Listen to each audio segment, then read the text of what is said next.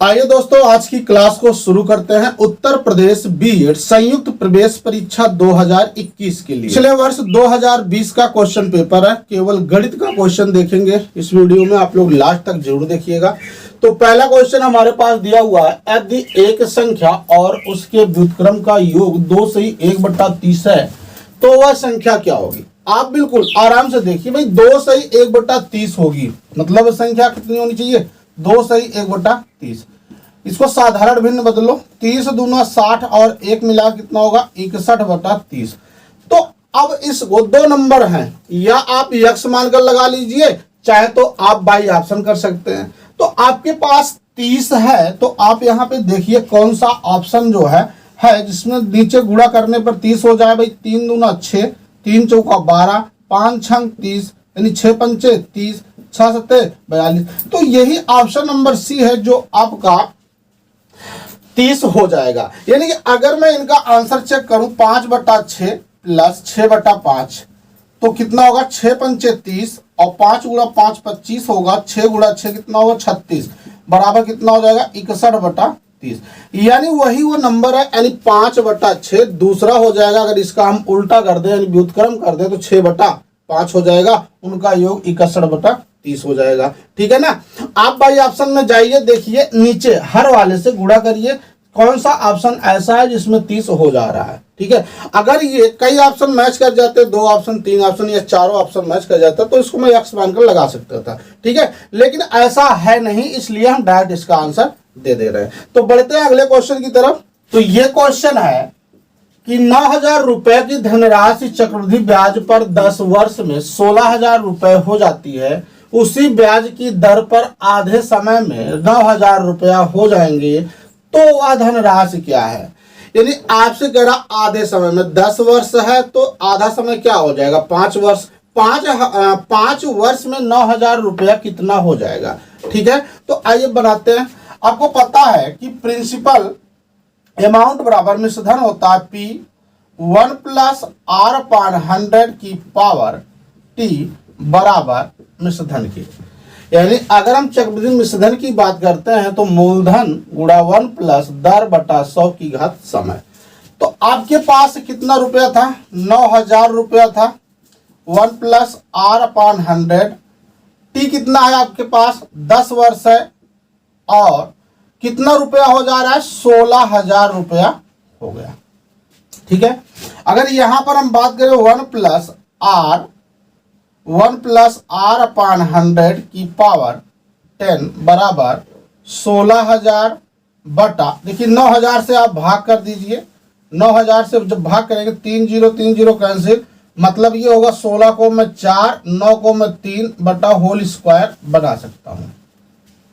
यानी 4/3 का whole square बनाया जा सकता है। कुछ सेटिंग है इसलिए मैं आपको यहां से करवा रहा हूं। 1 + R/100 की पावर 10 वर्ष में 4/3 का होल स्क्वायर।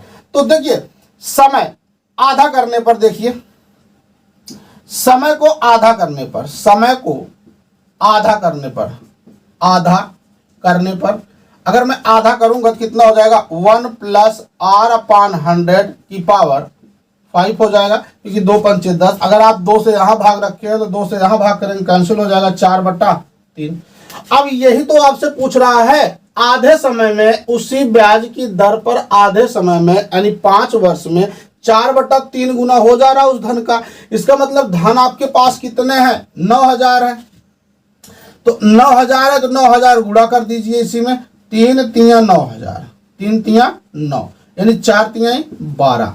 आपके पास आंसर आ जा रहा है कितना, 12,000 रुपया। तो आपका ऑप्शन नंबर ए बिल्कुल राइट है। ठीक है, सबसे पहले मैंने बनाया कि मिश्रधन बराबर मूलधन गुणे 1 + दर बटे 100 की पावर समय के अनुसार जब लगाया मैंने तो देखा वहां आपसे आधे समय के लिए पूछ रहा है। तो सबसे पहले मैंने गुना निकाल लिया, कितना आधे समय में, पहली बात तो 4/3 गुना हो रहा है। तो आपके पास मूलधन कितना था, 9,000 था। 9,000 का 4/3 गुना अगर कर दिया जाएगा तो कितना हो जाएगा, 12,000 रुपया हो जाएगा।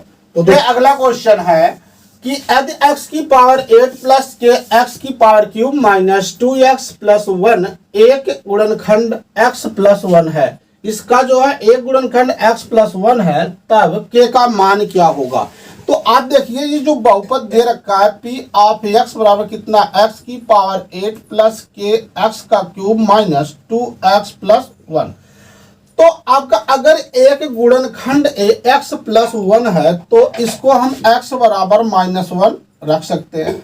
x बराबर -1 रखने पर ध्यान दीजिएगा, जब भी कोई गुणनखंड होगा यहाँ पर तो कहने का मतलब अगर ये प्लस में है तो हम वैल्यू माइनस में रखेंगे, अगर कोई वैल्यू यहाँ माइनस में दिया हुआ x -1 होता तो x बराबर हम 1 रख देते। ठीक है, तो अगर x+1 है तो x बराबर -1 रखने पर मतलब p ऑफ x बराबर 0 भी कर देंगे, क्योंकि ये इसका एक गुणनखंड है। x की पावर 8 प्लस k x का क्यूब माइनस 2x+1 बराबर 0। ठीक है, p ऑफ x की वैल्यू 0 कर दिया मैंने। x की पावर 8 यानी -1 की पावर 8 प्लस k -1 की power cube minus 2 multiply x का मतलब -1 प्लस 1 बराबर 0। आप पुट कर दीजिए x का मान कितना है, -1 की पावर 8 में देखो घात सम संख्या है इसलिए प्लस हो जाएगा, प्लस अब यहाँ देखिए माइनस है तो ये माइनस ही हो जाएगा, k प्लस सॉरी माइनस और माइनस क्या होगा प्लस हो जाएगा, +1 बराबर 0। तो 2 1 3 1 4 माइनस के माइनस +4 बराबर 0, यानी के बराबर कितना हो जाएगा 4 हो जाएगा, जो कि आपका ऑप्शन नंबर डी सही होगा।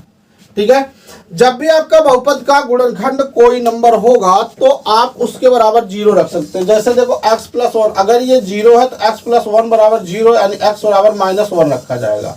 अगर ये x -5 होता तो बराबर 0 यानी x बराबर 5 रखा जाता। तो कहने का मतलब हमारा ये हुआ कि अगर प्लस में होगा तो वो वैल्यू माइनस में रख देंगे, अगर माइनस में होगा वो वैल्यू हम प्लस में रख देंगे, उसके बाद सॉल्व कर लेंगे, आंसर आ जाएगा। आइए तो इस क्वेश्चन को देखते हैं।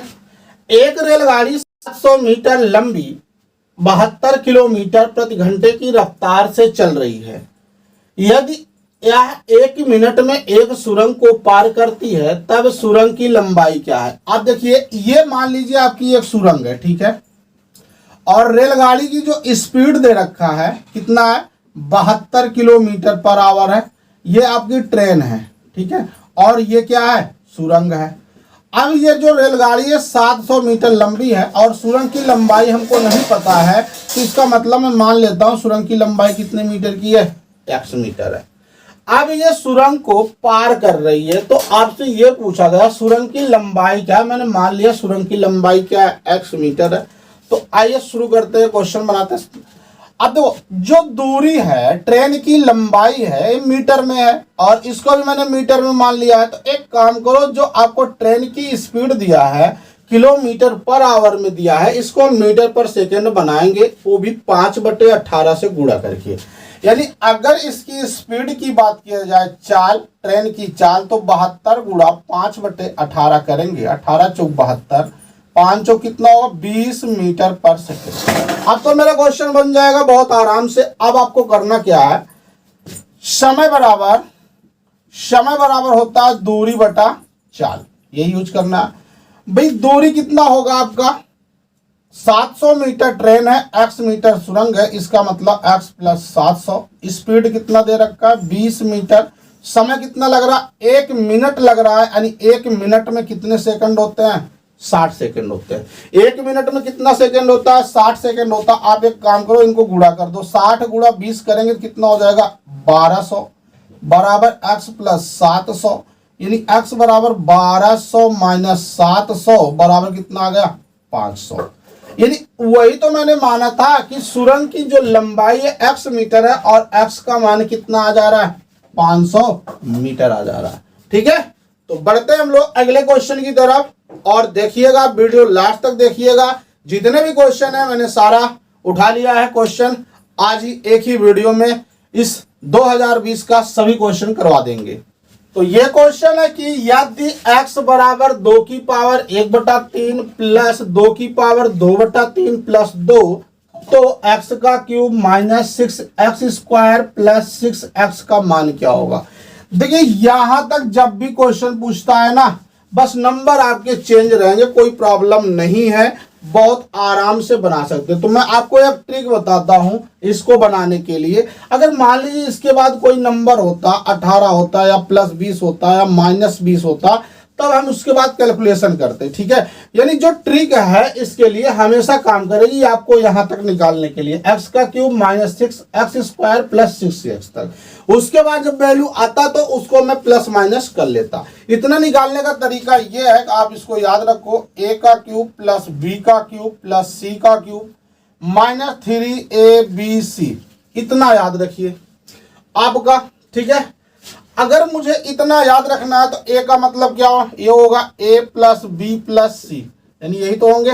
a का मतलब कितना हुआ, 2 की पावर 1/3 का होल क्यूब, a का मान है और मुझे क्यूब में दिया गया है।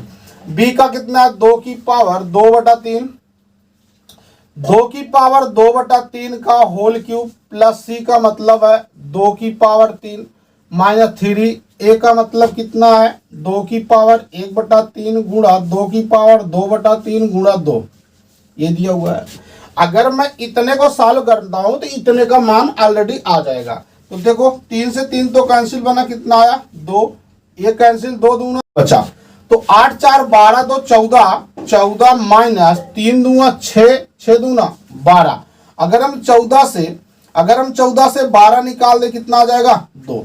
तो कहने का मतलब इतने का जो मान होगा वो ऑप्शन नंबर बी सही हो जाएगा, तो 2 आएगा।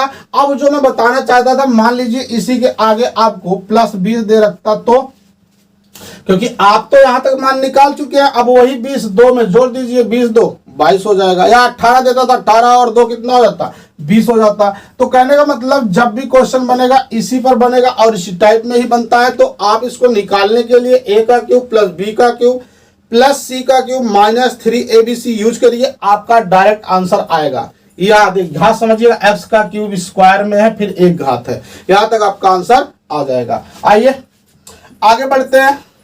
तो क्वेश्चन में दिया गया है कि चित्र में x का मान ज्ञात कीजिए।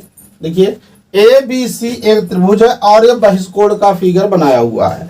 तो आपसे कह रहा x का मान बताइए। जरा आप एक बात बताओ, त्रिभुज के तीनों कोणों का योगफल अगर हम बात करें यहां से लेकर यहां तक ABC, तो 180 डिग्री होता है।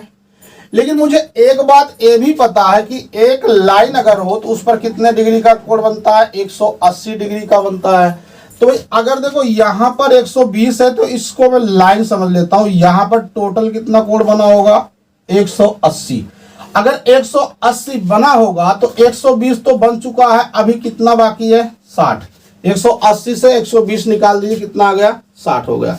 अब देखो यहाँ पे देखिए त्रिभुज ABC में तीनों कोणों का योगफल 180 होता है। दो कोण मुझे पता चल गया है 40 और 60, कितना होगा 100 हो जाएगा।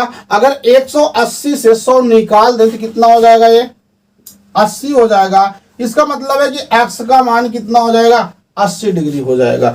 जब भी बात आती है त्रिभुज की तो बहुत आसान क्वेश्चन है, ठीक है। यहां पर मैंने क्या किया था, यहां इन दोनों कोण को प्लस कर लिया और मुझे पता है कि इनका 100 हो रहा है और टोटल त्रिभुज में तीनों कोणों का योग 180 डिग्री होता है। अगर 180 से 100 निकाल दें तो कितना बचेगा 80 डिग्री, वही तो हमारा x का मान हो जाएगा, है ना। आगे तो ये क्वेश्चन है कि काट 18 डिग्री बराबर एक काट 72 into cot cos square 22 degree plus 1/tan 72 into sec square 68 degree का मान क्या होगा। आप देखिएगा, अगर मैं काट 18 की बात करता हूं तो इसको मैं लिख सकता हूं क्या, काट 90 - 72। काट अगर 90 - 72 लिखूंगा तो 90 से 72 निकाल दो 18 बचेगा। इसका मतलब है कि कॉन्सेप्ट आपका चला काट 90 - थीटा। काट 90 - थीटा में क्या निकलता है, tan थीटा। tan थीटा निकलता है, इसका मतलब tan थीटा के स्थान पर कौन रखा गया 72 degree. tan 72 degree into cot 72 degree into cos square 22 degree plus 1/tan 72 into sec square 60 degree, है ना। ये तो हुआ। अब देखो tan 72 को अंदर इसको गुणा कर दो, कितना हुआ tan 72 degree into cot 72 degree into cos square 22 degree plus tan 72 से गुणा कर दीजिए, tan 72 upon tan 72 into sec square 60 degree, ये तो बनेगा आपका। तो आप देख पा रहे हैं यहां पर, इसको भी चेंज कर सकते हैं। सेक 60 है तो ध्यान दीजिएगा, सेक अगर 60 दिया गया है तो इसको मैं लगा सकता हूं सेक स्क्वायर 90 माइनस 30, 90 माइनस 68 है, सॉरी 68 है, 90 माइनस 22, ये तो लगा सकता हूं। सेक स्क्वायर 90 माइनस 22 डिग्री, इसका मतलब 90 से अगर 22 निकाला जाएगा तो कितना बचेगा, 68 बचेगा। यानी सेक 90 माइनस थीटा में क्या निकल कर आता है, cosec square 22 degree, cosec theta आता है, यानी कि ये हो जाएगा कॉसेक स्क्वायर 22 डिग्री, है ना। अब देखो tan और काट आपस में अपोजिट होते हैं, इसका मतलब एक हो जाएगा, इन दो कैंसिल हो गए। कास स्क्वायर 72 डिग्री आपके पास बच रहा है 22 डिग्री, प्लस tan 72 कैंसिल, ये हो जाएगा 1 अपान कॉसेक स्क्वायर, मतलब क्या हो जाएगा साइन स्क्वायर 22 डिग्री। आपको पता है कि कास स्क्वायर थीटा, देखिए ये एक सर्व संख्या होती है, cos square theta plus sine square theta का मान कितना होता है, 1 होता है। थीटा तो आपका चेंज है ना, इसका मतलब इतने का मान क्या हो जाएगा, 1 हो जाएगा। आपके पास 4 ऑप्शन दिए गए हैं, 2, 0, 1, नन ऑफ दीज, इनमें से कोई नहीं। तो कौन सा ऑप्शन सही होगा, ऑप्शन नंबर सी बिल्कुल सही है। केवल इसमें 90 माइनस थीटा का उपयोग किया गया है, जबकि 90 माइनस थीटा का अगर हम प्रयोग करते हैं तो अगला सर्व संख्या निकल कर आ जाता है। ठीक है, तो क्वेश्चन नंबर अगला है, दो समरूप त्रिभुज के क्षेत्रफल क्रमशः 9 मीटर स्क्वायर तथा 36 मीटर स्क्वायर है। यदि एक त्रिभुज की ऊंचाई 24 मीटर हो तो दूसरे त्रिभुज की ऊंचाई क्या होगी, यही है। मान लेते हैं आपके पास दो त्रिभुज है, ऐसे त्रिभुज है ए बी सी, ये त्रिभुज है, और मान लेते हैं डी ई एफ, दो त्रिभुज है, इनकी ऊंचाई जो है h1 है और इनकी ऊंचाई जो है h2 है। तो यही कह रहा है कि पहले त्रिभुज की ऊंचाई 24 मीटर हो तो दूसरे त्रिभुज की ऊंचाई होता है। तो आप कॉन्सेप्ट को जानिए, ये दोनों आपस में समरूप हैं, ठीक है। तो इनकी भुजा भुजा बराबर है, ऊंचाई ऊंचाई बराबर है, बट अगर क्षेत्रफल की बात आती है तो क्षेत्रफल का अनुपात ये होता है h1 अपान h2 बराबर अंडर रूट a1 अपान a2, मतलब क्षेत्रफल का वर्गमूल होगा। अगर मैं क्षेत्रफल की बात करता हूं तो हाइट का स्क्वायर होगा, यही दोनों में संबंध है। आप ऐसे ही याद रखो, पहले त्रिभुज की ऊंचाई कितना है 24 मीटर है, दूसरे की मुझे पता करना है। अंडर रूट पहले त्रिभुज का क्षेत्रफल 9, दूसरे का 36 है, यानी 24 बट्टा h2 बराबर कितना होगा, 9 का वर्गमूल 3 होगा, 36 का कितना हो जाएगा 6 हो जाएगा। ये तो हुआ। अब 3 से आप काटिए 3, 8, 24, यानी h2 की बात करता है तो 8 गुणा 6 कितना हो जाएगा 48 मीटर होगा, जो कि 4 ऑप्शन दिए गए हैं 9, 58, 38, 48। तो आपका यही आंसर सही होगा, कितना हो जाएगा 48 मीटर हो जाएगा। आप समरूप त्रिभुज में ध्यान दीजिएगा, जब भी आपसे हाइट की बात करता है ऊंचाई का जो रेशियो होगा ये क्षेत्रफल के वर्गमूल के बराबर होगा। अगर मैं क्षेत्रफल की बात करता हूं तो हाइट का स्क्वायर होगा, दोनों की बात एक ही है, ठीक है। चाहे तो आप इस बात को ऐसे लिख लो a1 अपान a2 बराबर h1 अपान h2 का होल स्क्वायर, बात दोनों एक ही है। अगर मुझे हाइट का क्षेत्रफल का रेशियो कहता है तो ऐसे बना देता, दोनों से एक ही मतलब है, ठीक है। h1 अपान h2 का अंडर रूट a1 अपान a2, बहुत आसान क्वेश्चन है। बढ़ते हैं अगले क्वेश्चन की तरफ।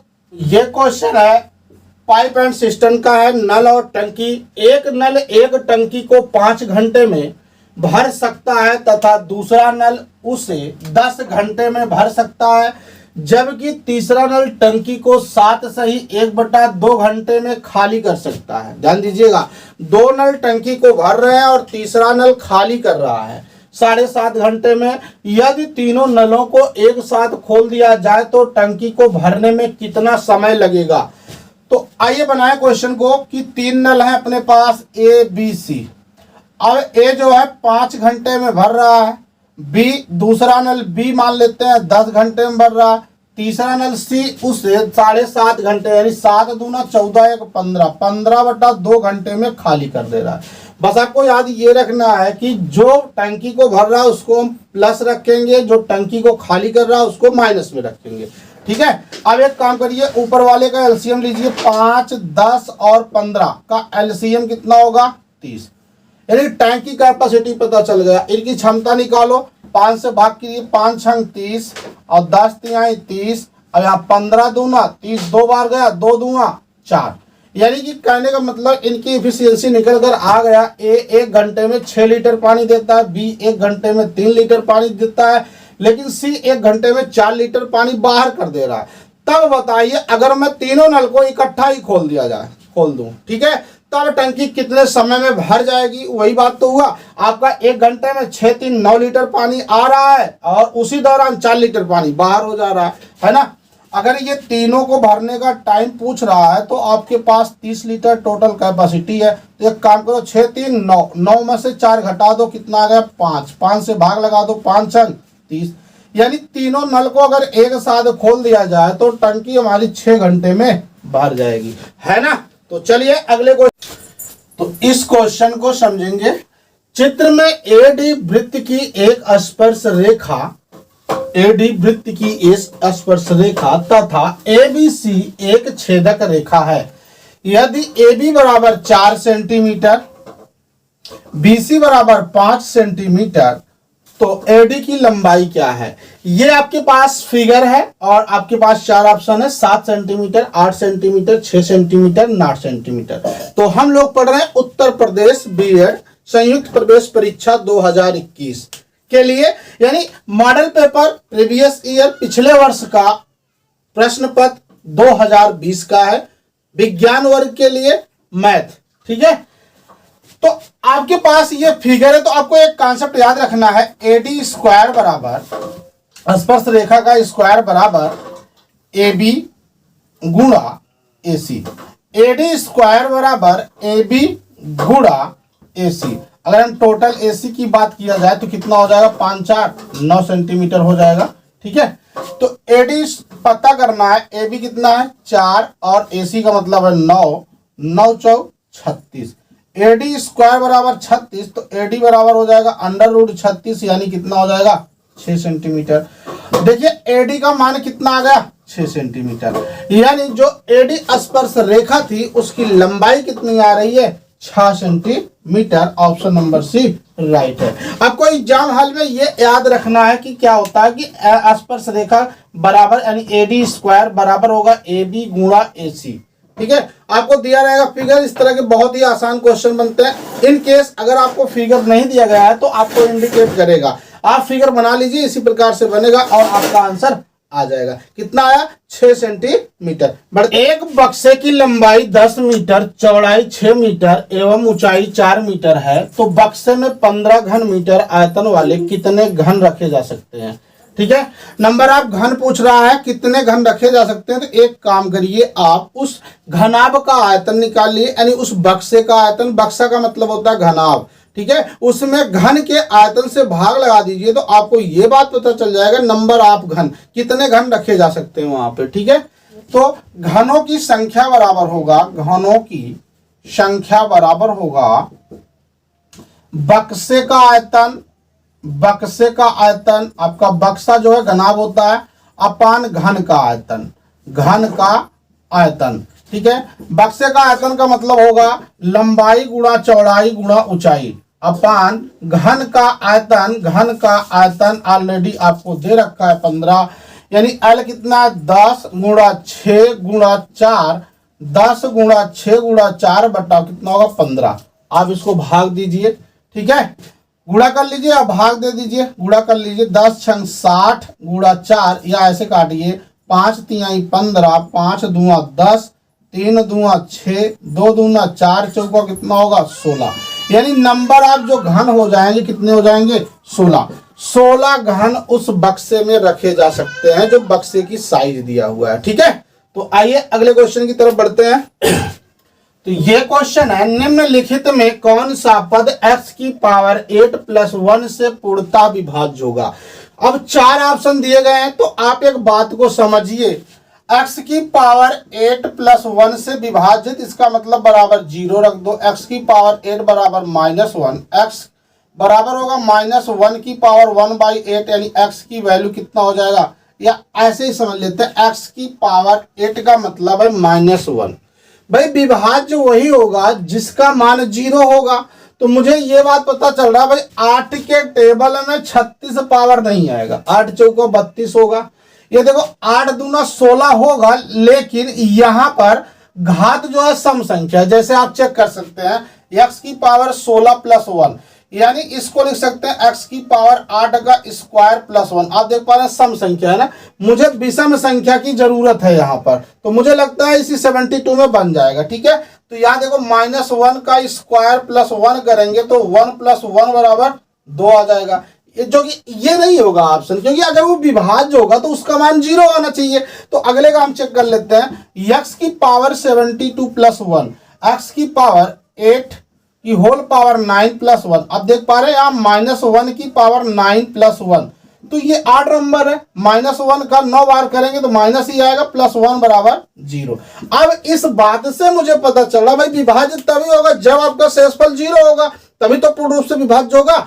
तो कहने का मतलब अगर आप डायरेक्ट क्वेश्चन को बनाना चाहते थे तो ये बात यही से पता चल गया, x की पावर 8 का मान जब -1 है तो यहाँ 8 नंबर होना चाहिए, क्योंकि 8 x की पावर 8 जब हम अलग करेंगे तो 8 दूना 16, 2 बच रहा है। इसका मतलब क्या है, इवन नंबर है, सम संख्या है, ये तो नहीं होगा, ये तो वैसे भी नहीं हुआ था। अब देखो 8 × 28 = 64, 8 बच रहा है, ये भी नहीं होगा, यही होगा जो मैंने चेक कर दिया है। कितना होगा, इसका रिमाइंडर 0 आना चाहिए, है ना। बढ़ते हैं अगले क्वेश्चन की तरफ। तो ये क्वेश्चन एक थैले में प्रायिकता से लिया गया है। एक थैले में 5 गेंदें हैं जिनमें 4 नीली तथा 1 लाल है। ओवरऑल कुल कितनी गेंद है, 5 हैं, जिसमें से 4 नीली है और 1 लाल है। थैले से एक नीली गेंद निकाले जाने की प्रायिकता याद की। देखिए नीली गेंद की प्रायिकता निकालें अगर हम, नीली गेंद की प्रायिकता, तो आपको ये बात पता है प्रायिकता का मतलब क्या होता है। प्रायिकता का मतलब होता है कुल प्रकार, ठीक है, यानी संभव प्रकार बटा कुल प्रकार। आपको एक ही बात याद रखना है, संभव प्रकार बटा कुल प्रकार। अगर इसमें से नीली गेंद निकाली जा रही है तो एक नीली गेंद, इसका मतलब कुल कितनी गेंद है, 5, नीली गेंद कितनी है, 4, तो आपका आंसर कितना हो जाएगा, 4/5। बहुत ही आसान क्वेश्चन था, बस आपको इसमें याद रखना है कि इसका कॉन्सेप्ट क्या होता है। कॉन्सेप्ट यही होता है कि प्रायिकता यानी प्रोबेबिलिटी बराबर संभव प्रकार अपान कुल प्रकार। ठीक है, तो आइए अगले क्वेश्चन की तरफ बढ़े। तो दिया है 25 की पावर x - 3 बराबर 125 की पावर 2x - 3 हो तो x का मान क्या होगा। आइए पावर एंड एक्सपोनेंट का कॉन्सेप्ट चलेगा इसमें। भाई 25 को मैं लिख सकता हूं 5 का स्क्वायर की होल पावर x - 3, क्योंकि 5 का स्क्वायर करेंगे 25 होगा, बराबर 125 को लिख सकते हैं 5 की पावर क्यूब की होल पावर 2x - 3, यही बन जाएगा।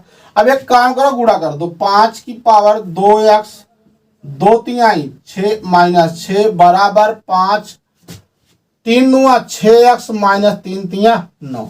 अब देखो घातांकों की तुलना कर लो, क्योंकि आपका जो बेस है बराबर है, 5 इधर है 5 इधर है, इसका मतलब घात बराबर कर लो 2x - 6 बराबर 6x - 9। यानी अगर हम बात करें तो -6 इधर आएगा, +9 हो जाएगा, 6x ये इधर जाएगा तो -2x हो जाएगा। कितना आ गया, 3 बराबर हो जाएगा 4x, यानी x बराबर होगा 3/4। गुणा हमेशा भाग करता है, तो x का मान कितना आ गया, 3/4। ठीक है, आपको x का x के साथ कर लेना है, अचर पद को अचर पद के साथ कर लेना है, तो आपका आंसर हो गया कितना, 3/4। बहुत बढ़िया, समझ में आ गया होगा उम्मीद करता हूं। आइए नेक्स्ट क्वेश्चन समझते हैं। तो दिया यदि a/b बराबर 3/4 और 8a + 5b = 22 हो तो a का मान क्या होगा। आप समझिए, देखो a का मान देखा जाए तो 3 है, b का मान 4 है, बट ये रेशियो दिया हुआ है। ठीक है, अगर मैं इनका मान निकालना चाहता हूं तो लगाओ a बराबर 3x कर दो, b बराबर 4x कर दो, x लगा दीजिए। ठीक है, फिर मान आपके आ जाएंगे। a की वैल्यू 3x, यानी 3x 3 × 8 = 24x हो जाएगा। 5b का 5 चौका 20x हो जाएगा, बराबर कितना होगा, 22, यानी 20 और 24 कितना होगा, 44x बराबर 22 के, तो x बराबर 22/44 के। काट दीजिए, 1/2 होगा, यानी x और कितना आ गया 1/2। अब फाइनली आपसे पूछा a का मान बताओ, तो a का मतलब है 3x, मतलब 3 गुणा x का मान 1/2 रखो, कितना हो जाएगा 3/2। तो आपका ऑप्शन नंबर डी सही होगा, इसमें कितना आ जाएगा 3/2। ठीक है, आइए अगले क्वेश्चन की तरफ चलते हैं और बिल्कुल लास्ट क्वेश्चन होगा। तो ये क्वेश्चन दिया गया है sin 75 degree minus sin 15 degree upon cos 75 degree plus cos 15 degree का मान क्या होगा। ठीक है, आपके पास ये एक क्वेश्चन है, तो इनका मान हम बताते हैं आपको कैसे निकालेंगे। देखिएगा, एक काम करो, चाहे इधर का पोर्शन चेंज कर दो, चाहे इधर का चेंज कर दो। ठीक है, चलिए मैं पहले को चेंज करता हूं। पहला कैसे चेंज होगा, sin 75 यानी sin 90 माइनस, अगर हम 15 निकाल दें 75 बन जाएगा कि नहीं, बन जाएगा, माइनस sin 15 डिग्री। ठीक है, अपान, अब देखो ये cos है, अगर cos 90 से अगर हम 15 निकाल दें तो कितना बन जाएगा 75 बन जाएगा cos 15 डिग्री। लेकिन अब ध्यान ये रखना है कि sin 90 माइनस थीटा में cos थीटा निकलता है, मतलब कितना होगा cos 15 डिग्री हो जाएगा माइनस sin 15 तो ऑलरेडी है। यहां देखिए cos 90 माइनस थीटा में कितना निकलेगा sin 15 degree plus cos 15 degree. ठीक है, अब ये आ गया। अब आपको एक काम करना है, चाहे तो आप cos 15 डिग्री कॉमन कर लो इसमें से। अगर मैं cos 15 डिग्री कॉमन करता हूं, या आप ऐसे इस बात को समझिए कि अंश तथा हर में cos 15 डिग्री से भाग देने पर आप भाग भी दे सकते हैं, कॉमन भी कर सकते हैं, दोनों बात एक ही है। यानी अगर इसमें भाग लगाएं cos 15 तो 1 हो जाएगा, माइनस sin 15 अपान cos 15 का मतलब tan 15 हो जाएगा, अपान हो जाएगा sin 15 अपान cos 15 tan 15 होगा, प्लस 1 हो जाएगा, cos 15 अपान cos 15 1 हो जाएगा। इसी को सीधा कर लीजिए, 1 माइनस tan 15 डिग्री अपान 1 प्लस tan 15 डिग्री, ये हो जाएगा। इसका मतलब क्या हुआ, इसका मतलब कहीं ना कहीं एक कॉन्सेप्ट बन रहा है, ये